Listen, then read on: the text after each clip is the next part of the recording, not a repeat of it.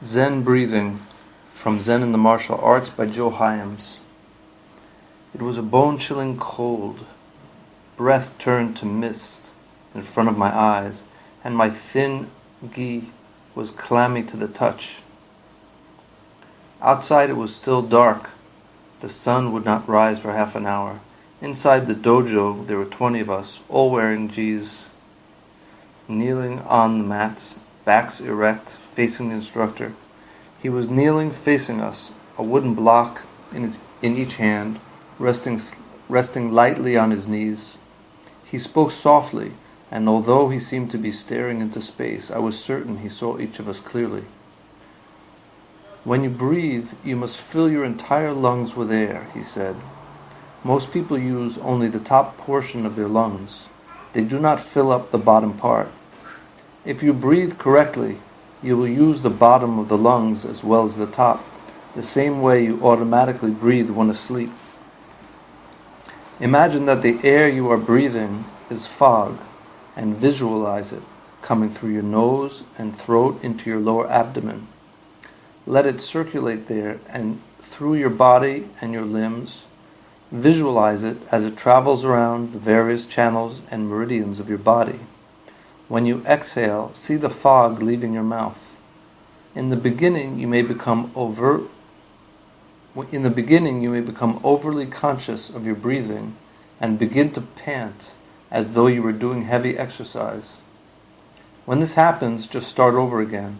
The sensei's hands arched gracefully together in front of his face as he struck the blocks together. At the sound of the sharp clack, I inhaled slowly and evenly through the nostrils. Mouth closed gently so the abdominal wall was stretched, letting the breath circulate inside my body for about 10 seconds until the sound of wood on wood struck again.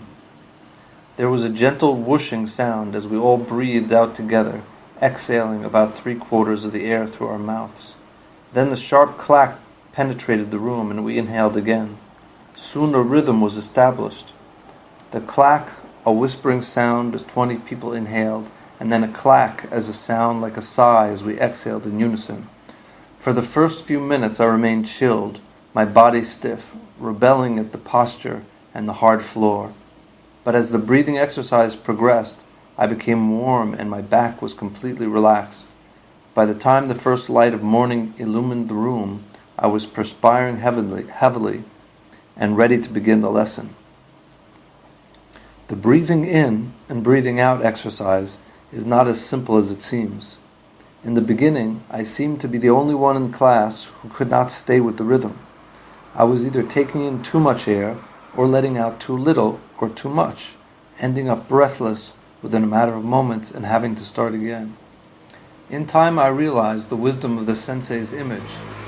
By trying to visualize the breath as fog, other thoughts were kept from my mind, and with total concentration on breathing, I soon relaxed. My mind was calm but alert, and my physical being serene. I was ready to go on the mat because I could flow easily in any direction, like water. And if I were thrown, I would land gently like an infant dropped on a mattress. I remember how fascinated I was by the fact that even such a simple thing as breathing was subject to being relearned and mastered as part of martial arts training. I had no awareness then that there would come a day when the controlled breathing technique I'd learned would save my life. Sometime later, in October 1972, I was on holiday with my wife Elke. I think it was Elke Summers, a very famous actress. He was on holiday with Elke in Europe. One lovely summer morning, we were driving through the wine country of France when I felt an agonizing pain in my abdomen, compounded by a splitting headache. Soon my entire body ached with excruciating pain. Within an hour, I was writhing on the seat and intermittently lapsing into unconsciousness. My teeth chattered and my body convulsed with coughing attacks. I had to ask Elke, who fortunately was driving, for a tissue so that I could wipe my lips because I was too weak to pluck one from the box. Elke quickly took the tissue from me, glanced at it, and threw it out the window. I later learned that it was covered with blood. Elke began driving at a furious pace, taking unpaved roads and driving on sidewalks to gain time. She knew of a university clinic in Freiburg, just across the border in Germany, and we could be there within minutes. I drifted in and out of consciousness as if in a dream. By the time we arrived in Freiburg, pain filled every joint in my body. When Elke found a doctor, he came to the car and immediately called for a stretcher. I have only vague memories now of being wheeled into an examining room and given some tests. I have a clear memory, though, of the doctors telling Elke in German that I was not only vomiting blood, but also voiding it. I then heard him ask her if there were any next of kin to be notified, and I knew I must be dying. I panicked. My heart started palpitating, and each heartbeat shook my body. The doctor who was attending me thought I was having a heart attack and had a fibrillator prepared to regulate my heartbeat. At that moment I thought, this is absurd. I am sick enough without adding a heart attack to my problems. With my breathing labored, my heart palpitating, and my body tense, I began forcing myself to regulate my breathing by taking deep belly breaths. The stomach goes out during inhalation, holding for 1, 2, or 3 seconds, and then forcefully expelling all the air.